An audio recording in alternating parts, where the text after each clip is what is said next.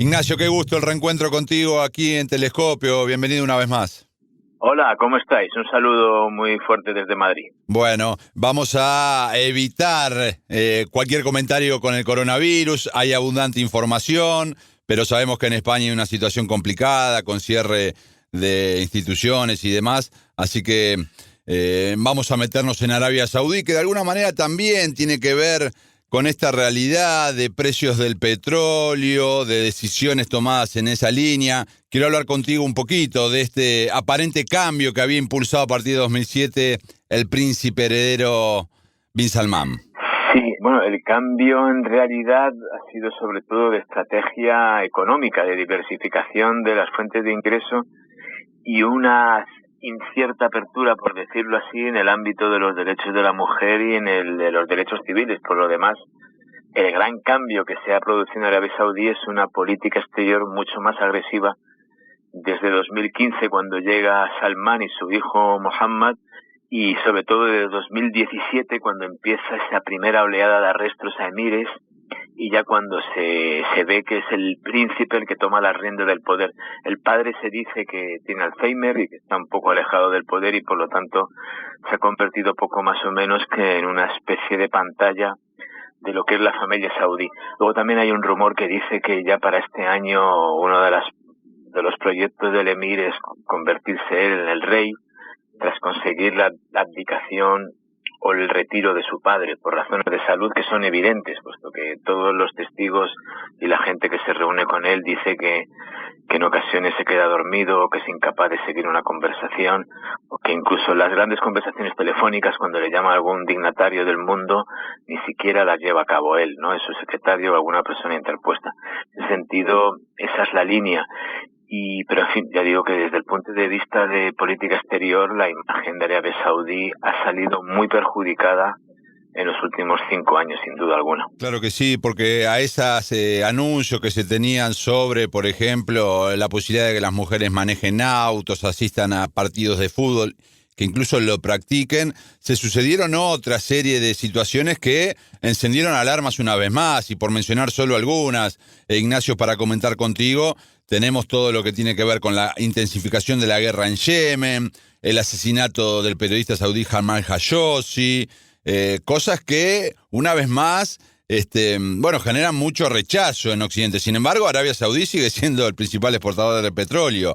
Y ahí está ese juego medio histórico, ¿no? Sí, sobre lo del avance de los derechos de las mujeres, que era el único país del mundo, creo recordar que los talibanes también lo hicieron en Afganistán, pero me parece que era el único estado del mundo que hoy por hoy prohibía que las mujeres condujesen o manejasen. Es decir, es tan extraño que vendamos como una gran reforma decidir eso, cuando también hay unas leyes muy restrictivas sobre la mujer que se mantienen: el permiso de salir del país sin autorización paterna o del marido o del hijo mayor, según el caso, la posibilidad de trabajar en una serie de puestos de trabajo que siguen estando vedados. El acceso a los estadios de fútbol es algo que sí, eso nos recuerda, por ejemplo, el caso de Irán, pero son avances que pueden ser muy importantes desde el punto de vista de lo que es los mínimos de la sociedad saudí, pero que distan mucho de haber sido globales, sobre todo cuando uno los compara con lo que ocurre en los países del Golfo vecinos, donde todo eso está superado. Estamos hablando de monarquías absolutistas, pero es que Arabia Saudí ocupa un lugar tan bajo en esta lista de supuestas reformas que, claro, tiene un camino larguísimo que andar. Y, en efecto, como bien dices, la política exterior ha sido un fracaso tras otro, y solo se ha librado por algo que tiene que ver no solo con la producción de petróleo, sino también con la apuesta estratégica que ha hecho Estados Unidos a favor de Arabia Saudí. Es indudable que lo de Khashoggi, si lo hubiese cometido cualquier otro país en cualquier otra circunstancia, estaríamos hablando de unas consecuencias mucho mayores, porque para empezar, este hombre trabajaba y escribía en Estados Unidos. Esto da cuenta de la estupidez del emir, que probablemente es quien esté detrás de todo esto. Lo de la guerra de Yemen es un sinsentido también desde 2015, de una situación de la que no son capaces de salir, y además no saben siquiera cómo llegar a un mínimo que les permita salvar la cara ante su población y ante el exterior. el expediente iraní, cómo se ha llevado de una forma tan errática. Unas veces convocaban a Estados Unidos sobre todo a atacar a Irán, han llegado incluso a aproximarse a Israel para crear un frente común contra Irán, y luego en otros momentos parece ser que como cuando se han dado cuenta de que lo de Yemen no está funcionando, intentan acercarse a Irán. Todo esto crea una sensación, ya digo, de que ahora mismo lo que es la figura del emir y su círculo más cercano se está manteniendo por el apoyo de Estados Unidos, esto hay que decirlo así, y porque otras potencias en el mundo y en la zona, como Rusia o China, mal que bien no tenían un interés en un cambio en la dirección de Arabia Saudí. Pero Estados Unidos acaba de firmar un acuerdo de paz con los talibanes en Doha, Qatar, que ahí tenemos otra de las iniciativas de Bin Salman de cercar a ese emirato por su acercamiento hacia Irán. ¿Otro fracaso es ese? Hombre, por supuesto, no lo he citado antes porque, claro, en la lista de fracasos ya ocupa un lugar destacado, pero es que es difícil resumirlos en una frase o dos. Lo de Qatar es otro ejemplo de la estupidez de la política exterior saudí, además de que suponemos o pensamos ahora que los saudíes pensaban que en cuestión de días los cataríes doblarían la rodilla y asumirían todas esas condiciones draconianas que se les impuso en aquel momento, y no ha sido así. Al contrario, Qatar ahora mismo sigue manteniendo una política propia. Al Jazeera, el medio de televisión, que era una de las razones de la disputa, aporrea y atiza día sí día también a la familia real saudí, sacando trapos sucios y emitiendo informes sobre la situación política dentro del país.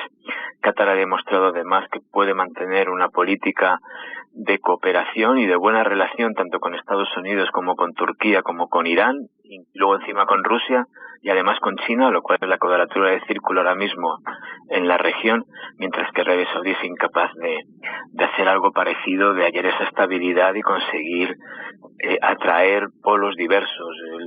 El acuerdo entre los talibanes y Estados Unidos es una prueba también de que Trump, a pesar de sus bandazos, al final prima siempre los intereses económicos, y no hay ningún motivo para que Estados Unidos apoye decididamente a Arabia Saudí contra Qatar, entre otras razones porque el principal beneficiado del embargo a Qatar ha sido Estados Unidos, y eso lo reconocen los mismos dirigentes cataríes, como los estadounidenses, están haciendo de oro, en sentido figurado por supuesto, con esta situación de embargo, puesto que venden armas a los dos, se hacen querer por los dos, tanto Arabia Saudí como Qatar como Emiratos Árabes intentan atraerse nomás en la medida de lo posible a la administración estadounidense, lo que implica hacer donaciones y darles facilidades de todo tipo para que Estados Unidos se siga reforzando en la zona. Luego es una situación que, lejos de favorecer a Arabia Saudí y a Qatar, lo que hace es perjudicar la situación geoestratégica regional de los dos.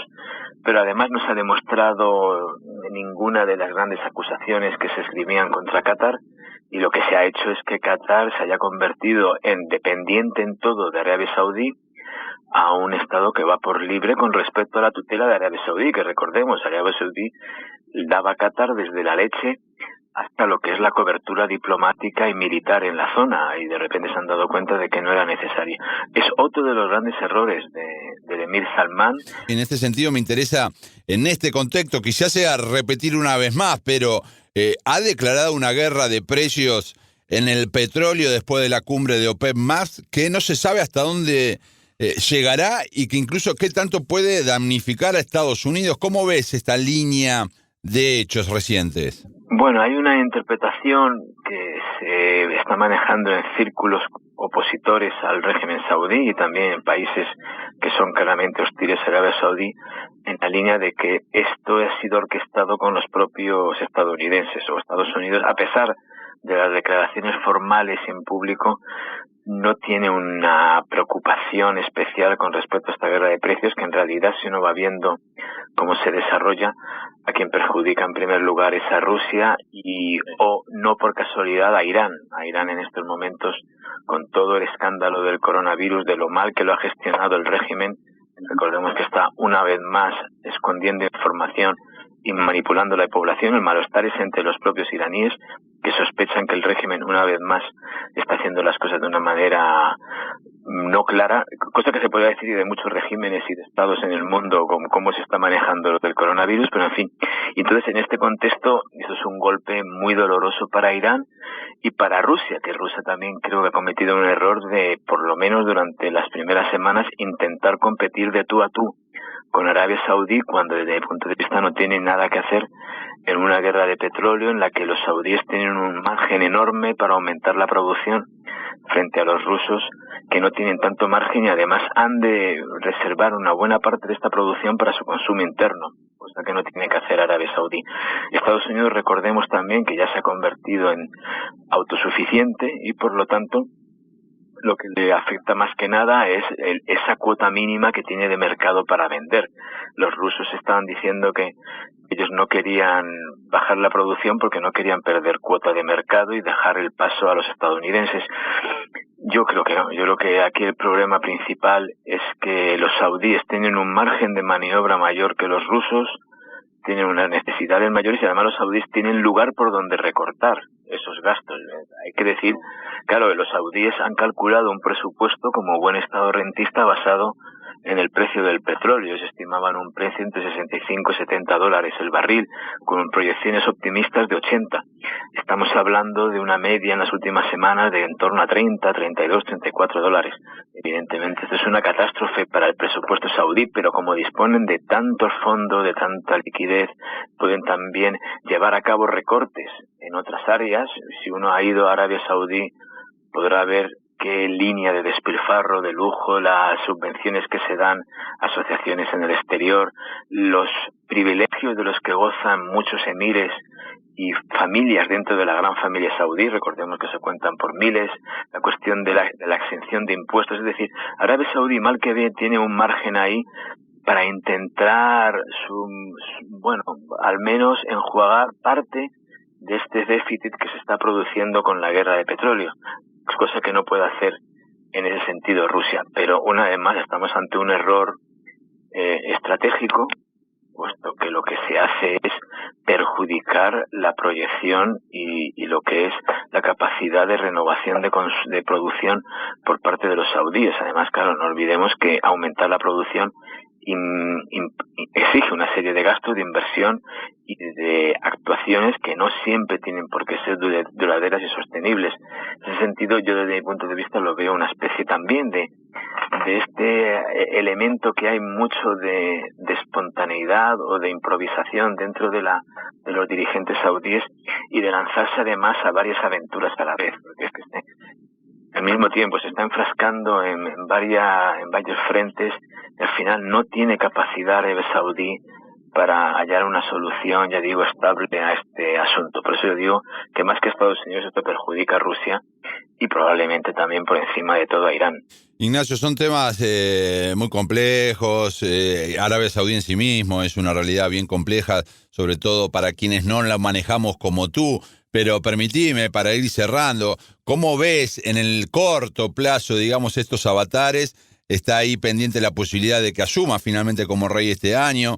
¿Qué proyección haces de esta coyuntura actual? Yo creo que vamos a seguir en esta línea. Además, hay una especie de círculo vicioso cuando el emir Salman, vamos a hablar de Mohammed, porque ya el rey yo creo que está un poco fuera de ámbito, aunque nominalmente es el máximo dirigente, pero cuando el emir Mohammed ve que hay algún tipo de problemas internos, suele ocurrir con una escalada de una crisis externa. Lo vimos en el caso del embargo a Qatar, que coincidió más o menos en el tiempo con una persecución y represión de una parte de los dirigentes de la familia saudí, y lo estamos viendo ahora como estas nuevas detenciones, que además, según informes oficiosos, evidentemente de Arabia Saudí oficialmente no podemos saber nada, pero que sí que estamos sospechando que las detenciones no han empezado hace semanas, sino que llevan de forma continuada durante años y que están afectando a todos los grandes clanes en el seno de la familia real. Tiene mucho que ver, ya digo, estos vaivenes entre sí. Y yo sospecho también que vamos a seguir en esta línea, vamos a ver una situación de tensión y de efervescencia hasta que el emir piense que ya es el momento de tomar el poder porque se ha librado de todos los competidores que tiene más cerca.